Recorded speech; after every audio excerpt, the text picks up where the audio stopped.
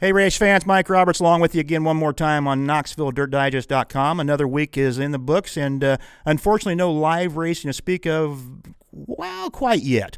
We'll tell you more about what's going on in Park Jefferson as that live racing is getting ready to happen. We also have a special guest with us today, Chris Dunkin. Of course, the Dunkin name familiar with Knoxville Raceway for many, many decades. We'll visit with Chris on how he got started in his business of flipping dirt out here at Knoxville Raceway. And a couple other announcements coming from Knoxville Raceway. Some of you may have seen it on social media, but we'll try to elaborate a little bit. That's all coming up next on KnoxvilleDirtDigest.com. Tired of doing this? Get a can of this and spend more time doing this. Seafoam helps engines start easier, run smoother, and last longer. Seafoam. Seafoam! Help your engine run smoother and last longer with Seafoam motor treatment. Just pour it in. Seafoam works to clean your fuel system, clean your oil system, and stabilizes fuel up to 2 years. Make the proven choice. Seafoam motor treatment. Available everywhere automotive products are sold. Hey, and welcome back to KnoxvilleDirtDigest.com. Mike Roberts along for the ride, and as mentioned, Chris Dunkin here. And anybody that's been involved in sprint car racing anywhere has heard the last name Dunkin, involved with Knoxville Raceway, involved in dirt. But we're going to go back, as I call it, the Wayback Machine. And we're going to talk about Chris growing up at Knoxville and how he got started. First of all, thanks for coming in and being on the show. A lot of people know this is recorded. We're going to do a live show if we ever start racing again, but we record these each and every week, and you took time out of your schedule because you still work. Other than Knoxville Raceway, you have a job. Yep, I still have a job. I'm still working. I got sent home and working in an office in my basement, but at least I'm still working. That's positive. That's positive. And things are starting to open up a little bit around the country, and we'll talk more about that in a little bit. But for those of you that don't know the history of the Dunkin family, you were literally born into this business, so to speak. I'd say it's probably true, or it is true. Actually, my dad worked for the Marion County Secondary Road Department. He ran a road grader back in the 1940s and 1950s. So my understanding is back in the 40s, after World War II, when motor racing became really popular, there was a decision to put on car races at Marion County Fairgrounds. And after those races, Dad would volunteer to come up, bring his machine off the secondary roads and blade the racetrack and help prepare it for the following race. Now, the way I understand it, the history of the Knoxville Raceway, was it a horse track before then, right? It was a horse track before then, and obviously when they first started racing cars on it, it was flat. It was a horse track. Right. And eventually banking got put on it early 1950s, if I'm not mistaken, and my dad was part of that also. Yeah. He was part of the team that actually banked the racetrack. So in actuality, your dad shaped the first automobile racing track in Knoxville, Iowa. That's true. The horse track might have been there, but he built the automobile portion of it, which is way different. And you mentioned he worked for doing secondary road crews, and so he's been involved in the dirt business literally forever at that point too. So was it tough for him? Do you remember the stories about when he first started? I mean, because I watch you stress out every Saturday night, every race night, I should say. Was it tough for your dad to start getting the feel of how these things were going to work and cars being thrown in sideways and tearing things up, or was it kind of a natural thing for him? Yeah, it was. It's changed. It's changed a lot since I've been, I guess, in control of what happens on the racetrack from a dirt perspective. Right. Yeah, he was just like me. I mean, he wanted it to be the best racetrack as it could possibly be, and you try to remember what you did historically last week, last year, what have you, and the outcome of the racetrack. So if that doesn't happen, it does. Yeah, I mean, I do it, and he did it also. Stand around, chew your fingernails, hoping for the best by the time that the A-main rolls out, and we're ready to go. When you were younger, do you remember how old you were when you first came to Knoxville for the first time ever? Back in the black and white days, as we call it. I'm sure I was here many times before I even knew what Knoxville Raceway was. Right. But I do remember coming up here with Dad as just a young boy, specifically on a Sunday morning, just riding around in a road grader with him and watching and seeing what he was doing. And I guess that's how I learned, was just by sitting back and taking a good visual of what was happening. But 6, 7, 8 years old, late 1960s, early 1970s, when I can actually remember racing. We're talking the eras of Welds and Saldanas and everybody else back in those days. Did you ever get close to any of those drivers as a kid? Did you like, wow, I know this guy or anything like that? Or tell your buddies, hey, I know Little Joe? Not really. Okay. I didn't get involved in that. Actually, when I was a younger boy, I never seen an A-Main. My dad, he spent all weekend up here at the racetrack, starting on Friday, all day Saturday, and then back on Sunday for just a Saturday night show. So it was pretty common that we would stay at the racetrack until the heat races was over with, and then he was ready to go home. So I didn't see a lot of A-Mains when I was a kid. Yeah. So then eventually, as I was able to drive myself to the track, right. I stayed until it was over. But as a younger boy, I never had the opportunity, I guess. I was there with Dad, hanging out with him when he was working on the track throughout the day. And then when race time came, when everybody started showing up at the track, we'd go up in the grandstands and sit, and we were a spectator then. Sure. And so I really never had the opportunity. Was the whole family there? Siblings and everybody? Everybody was. Dad had 8 kids. And I think out of the 8, 6 of us had worked at the racetrack at one point in time. 4 of them are from Dad's first marriage, was quite a bit older than me, so we never were there at the same time, right? Or sat in the same place in the grandstands. But there was a lot of times when all of us were there at the track. Yes. How tough was it growing up in that household? Because your dad's work ethic. I mean, I had the privilege of knowing your dad when I first started out here in the dirt itself, as far as racing and stuff. His work ethic was unbelievable. How tough was it in that household? He loved to work. Oh, yeah. He wasn't the kind of guy that was that just sat around and was happy doing nothing, sitting around watching TV. He had to be doing something. Sure. So it was.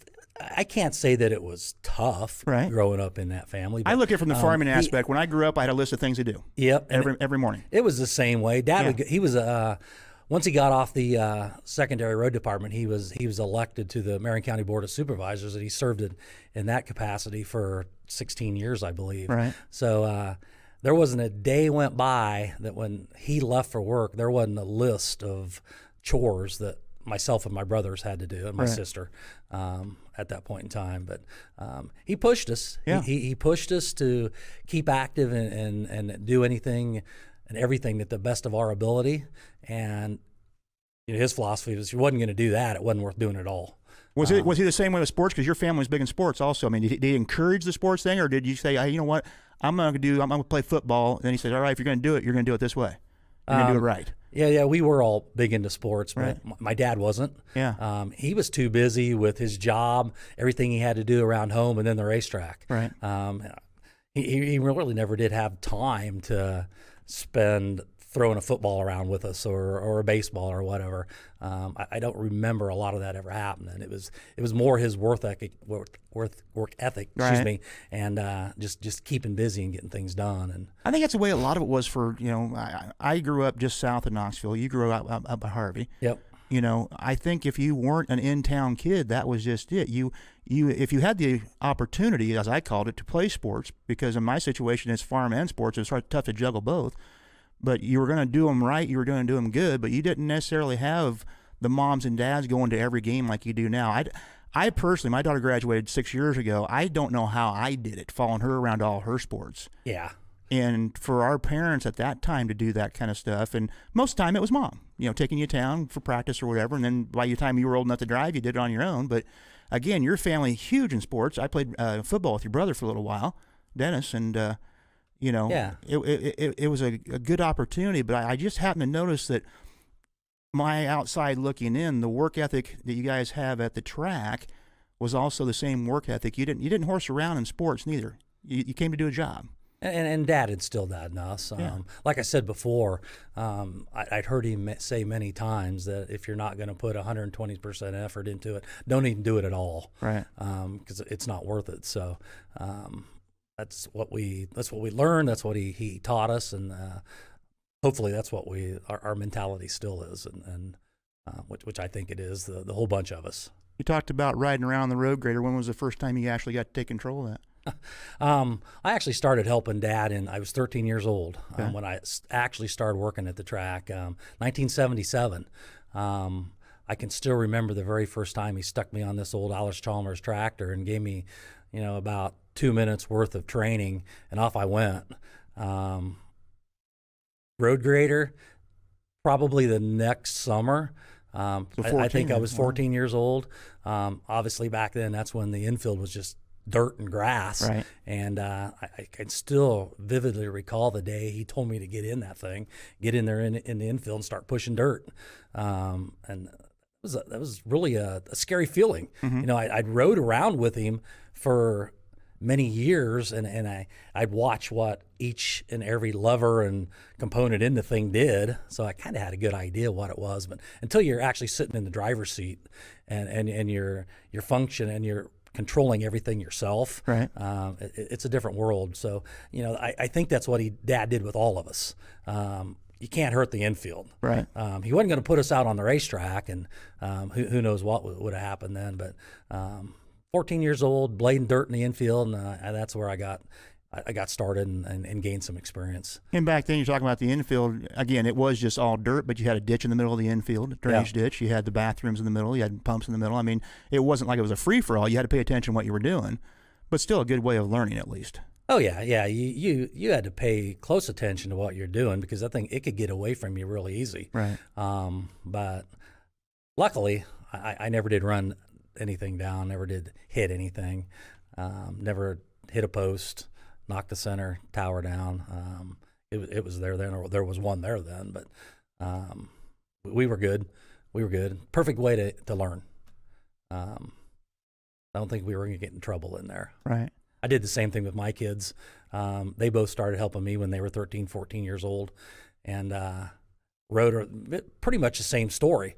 They rode around with me hour after hour after hour, just watching and paying attention. And then when they were 13 or 14, I finally let them loose and did the same thing to them. I mean, by that time there was concrete in the infield, but still I had them blading the push-off lane and the roads throughout the infield, and that's where they got their experience to start with also. All right, we're going to take a quick break. When we come back, we're going to visit more with Chris and finally get to the point of when he actually took control of everything out here as far as dirt was concerned. We're also going to give an update on Park Jefferson. It is happening this Saturday night. You can watch the races on pay-per-view. The tickets are sold out. They capped it at 700 people. You can go to speedshifttv.com and sign up for that pay-per-view, but it is going on. There's 32 cars in the sprint cars, 32 modifieds as well. Got some big names. We'll go over some of those names when we come back right after this on KnoxvilleDirtDigest.com. Tired of doing this? Get a can of this and spend more time doing this. Seafoam helps engines start easier, run smoother, and last longer. Seafoam. Seafoam! Help your engine run smoother and last longer with Seafoam motor treatment. Just pour it in. Seafoam works to clean your fuel system, clean your oil system, and stabilizes fuel up to 2 years. Make the proven choice. Seafoam motor treatment. Available everywhere automotive products are sold. Hey, race fans, welcome back to KnoxvilleDirtDigest.com. Mike Roberts along for the ride. And as we mentioned earlier, don't forget real live racing going on this Saturday night at Park Jefferson. You can check out the details at parkjeff.com. Also, you can sign up to do pay-per-view at shifttv.com. I encourage everybody to go up and do that. Again, they limited the number of seats they sold. They already sold out at 700 seats. That way you can practice the social distancing. We got Chris Dunkin with us right now, and before we get back into the timeline here of the dirt thing, did you ever think we'd live long enough to have to talk about social distancing at a racetrack? Never. Yeah. Never. Whoever would have dreamed of it before? I surely didn't. Yeah. This is something we're experiencing now that I don't know if anybody ever would have thought it'd ever happen. Yeah, it's going to be interesting to see how things play out. I mean, this weekend's the first sports event in front of fans since this whole thing shut down the country. Yeah, I found that out. So it's the only one that I've heard of. Yeah, they did some racing in Oklahoma, but no fans. Okay, yeah, I didn't know that, but yeah. This it's going to be a unique race, and I'm glad to see it. Glad to see something's going, and I'm sure there's going to be a lot of people that's going to tune into it and Yeah. watch it online, and it's a good thing for sprint car fans. Right. Let's get back in the machine a little bit and go back. You're talking about taking over some of the controls in the infield and working dirt in the infield. What year did you graduate? I forgot. 1982. 82. Yeah. So we get in the 80s and things are progressing for you. Did you know you wanted to, I mean, obviously your real job you have, but did you know that you wanted to play out here in the dirt and keep on doing that as a career / part-time career, I guess? No, not really. Dad had the responsibility for all those years when I was a younger kid, and Right. and I enjoyed coming out here and working at the track. But on the other hand, there was other things that I thought I was interested in too. But I loved racing. Mm-hmm. In 1994, Dad decided that he had enough and he was going to hang it up. So Cappy asked not only me but two of my other brothers if we'd be interested in taking it over, and initially all three of us told him no. There was too many other things in our lives that Sure. we were married and we had kids and young kids at that time. But the more I thought about it, the more I'm going to miss this thing. Right. I spent pretty much all my life up to that point. I was 31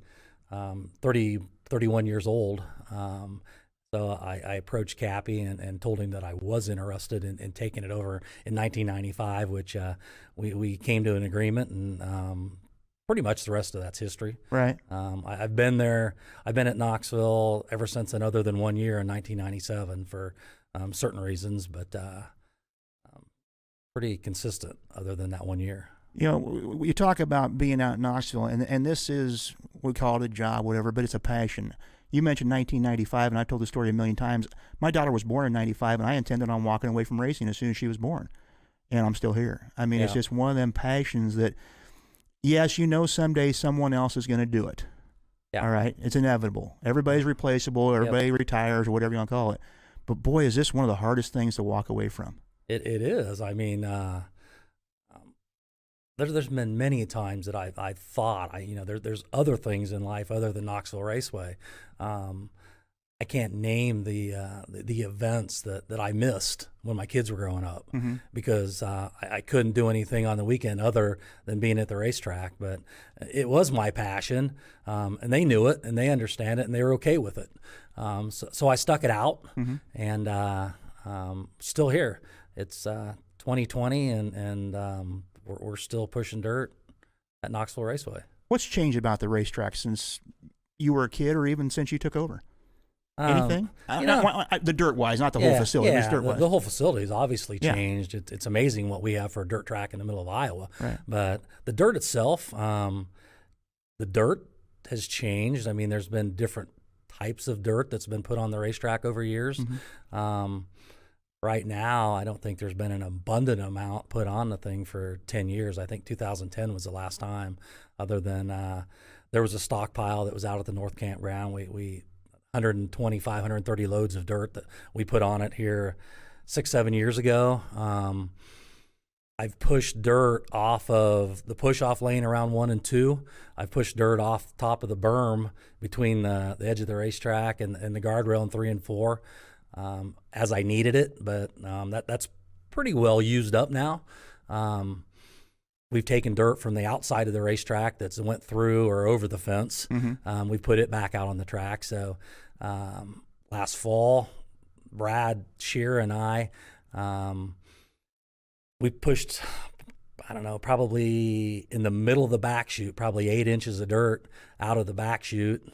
And over in turn 1, because turn 1 needed it worse than anywhere else on the track. Mm-hmm. We were probably getting a foot to 15 inches underneath the guardrail, and you get much past that, it gets to be where it could be dangerous. A car could possibly get underneath that guardrail. Right. So, and I've seen that happen before, and it just every time they hit a post, it's like sheer. Mm-hmm. Parts of the cars flying off. So that was my goal last year, was to push that dirt, and it didn't hurt the back chute at all, because over time dirt had been drug into the back chute, and there was a pretty good hump in the middle. You come off of 2 and you were going uphill, Mm-hmm. and then once you got halfway down there, you were going downhill into 3. So that's the only place I had dirt that I could get. So it's over in turn 1 now. It's right up against the bottom of the guardrail like it should be, but Other than that, you can't change the configuration of the racetrack because the fence is there. Right. You can't modify that at all. You can't really do anything to the bottom because there's draining ditches in the bottom of the racetrack, and you can't go below that. Mm-hmm. You can't make the racetrack any wider. Not that I want to, but there's just not a lot that you can do with it to change it, other than the dirt on it has changed over years. It always has amazed me, and I bring this up as someone now who's finally paid attention enough and learned from watching you work it. We have a lot of armchair quarterbacks in the infield and in the grandstands too that think they know more about dirt than Chris Dunkin does or anybody else. But when it comes right down to it, and I point this out, I have walked up to you. Now, you and I, years ago, we had words about the track one night. I don't know if you remember that or not, but we had a disagreement. Yeah, I do. I said something, and it pissed you off. And, after we talked it out, I was like, you know what? He knows what he's doing. I don't know what the hell he's doing. But the bottom line is, I've enjoyed watching you since then, especially your passion, your stress. I've walked up to you and said, you're going to wear a hole in the ground walking back and forth, because you do want that quintessential perfect A main event. Yeah. You want more than that run the bottom or just one groove type racetrack. You want to see some passing yourself, because that's what everybody came to see. That's true. That's what we shoot for. We want to see a racetrack that's good for the A main, because that's what's going to go down in the history books. That's what everybody pays their admission to come in and see. I mean, it takes a whole night of racing. Mm-hmm. It takes time trials, the heat races, and so on. But it's the A main that we're shooting for. And in order to get that track in that type of condition, you might start the night off and a little bit narrow, a little bit heavier than what it maybe could be or should be. Right. But you got to start somewhere, and there's a progression the track goes through every night. And then, like we said, hopefully by A main time, the track is widened out. There's still enough moisture on the bottom to create that bottom groove. And I'm a race fan. I mean, yeah, I work at Knoxville Raceway, but I want to see a good race just as much as anybody else that's there wants to see a good race. And so over time, I think I know what it takes. I think I know what kind of racetrack it takes to put on that good race, and that's what we're shooting for.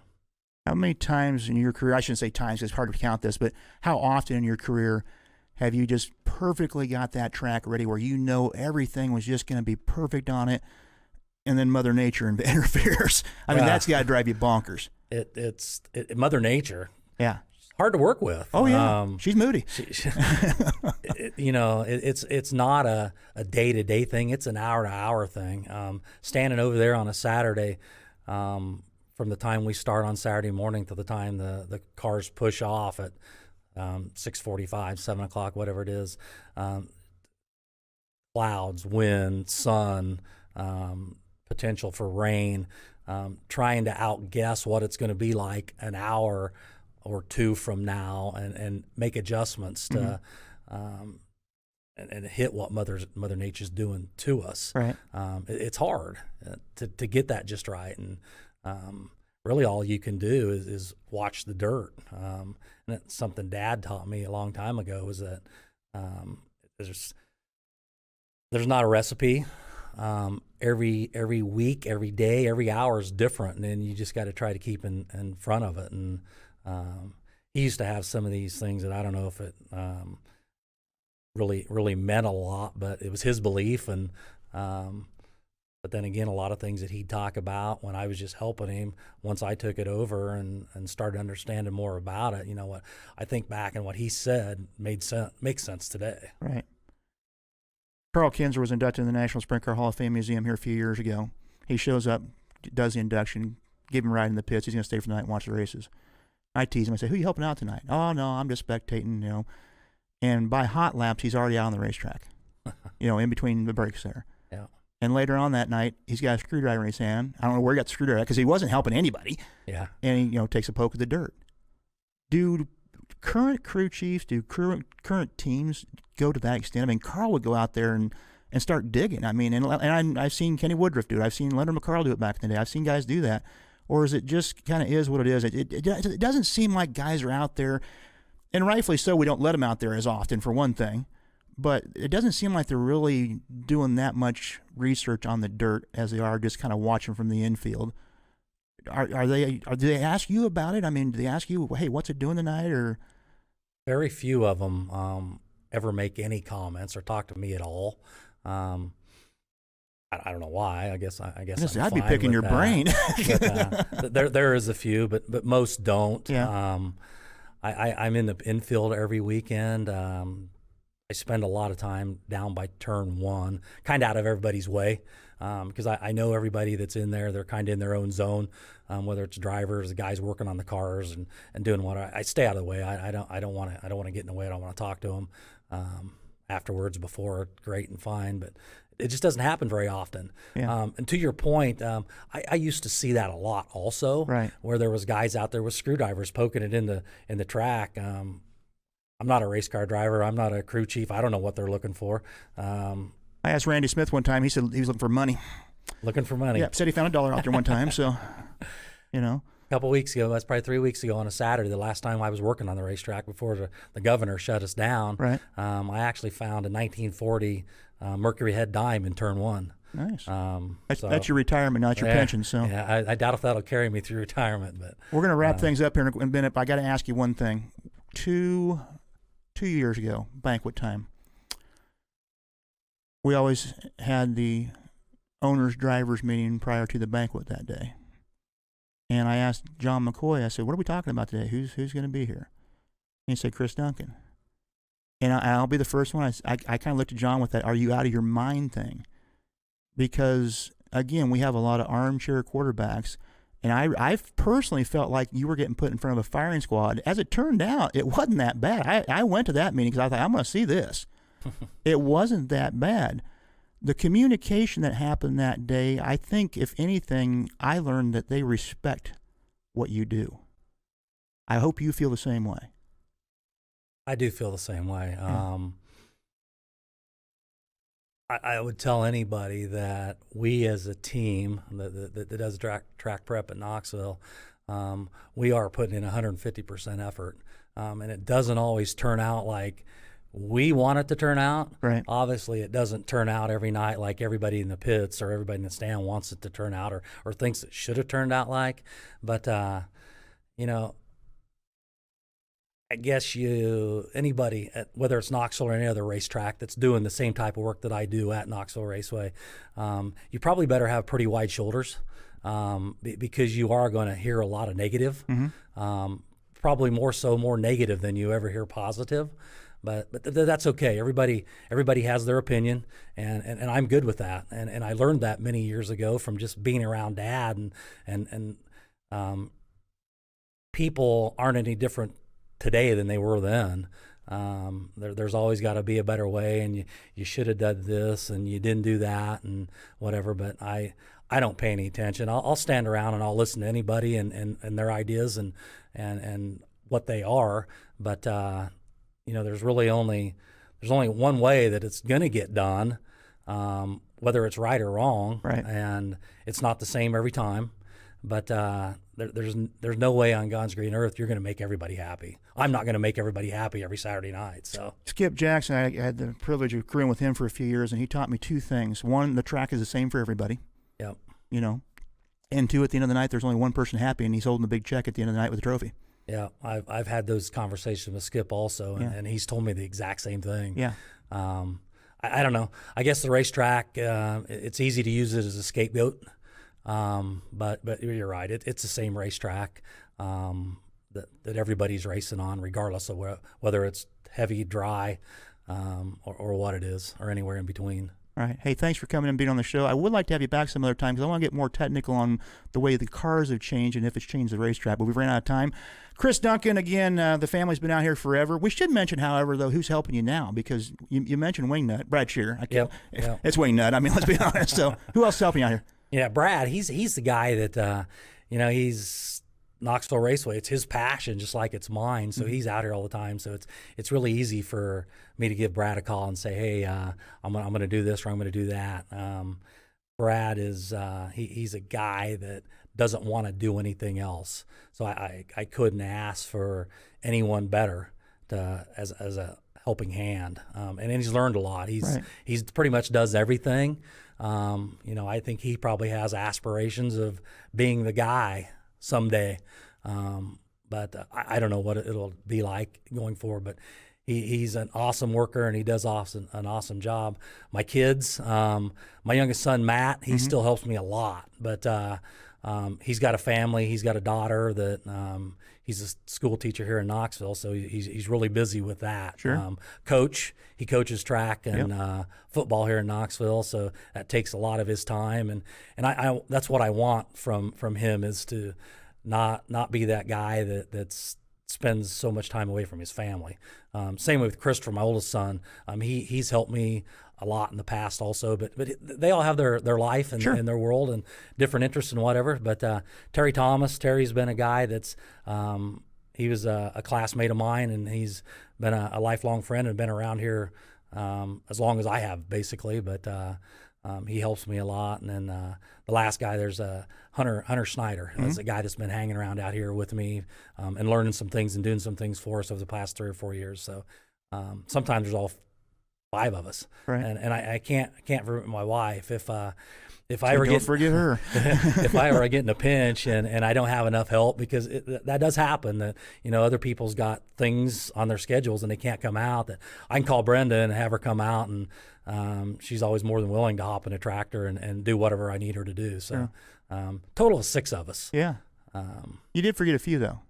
I've noticed lately, you mentioned grandbabies and granddaughters and stuff. I've noticed some granddaughters riding around once in a while too. They're out there. Yeah.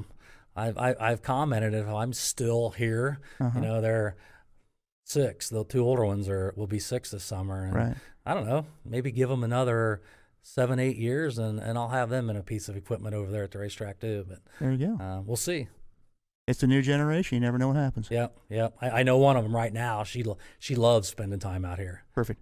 So you can't beat grandkids. We can talk grandkids all day long. You just can't beat grandkids. You can't. Yeah, it's fun. Chris, thanks again. Thank you for having me. I appreciate it. All right, that's going to wrap it up. KnoxvilleDirtDigest.com. As we mentioned earlier, Knoxville Raceway has postponed until May 16th. Keep an eye at KnoxvilleRaceway.com for any other further information on that. You can also check it out at KnoxvilleDirtDigest.com.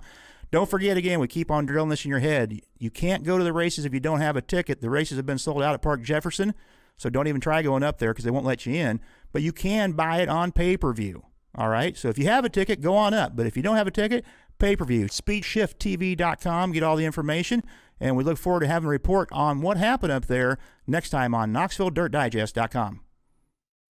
Tired of doing this? Get a can of this and spend more time doing this. Seafoam helps engines start easier, run smoother, and last longer. Seafoam. Seafoam! Help your engine run smoother and last longer with Seafoam motor treatment. Just pour it in. Seafoam works to clean your fuel system, clean your oil system, and stabilizes fuel up to 2 years. Make the proven choice. Seafoam motor treatment. Available everywhere automotive products are sold.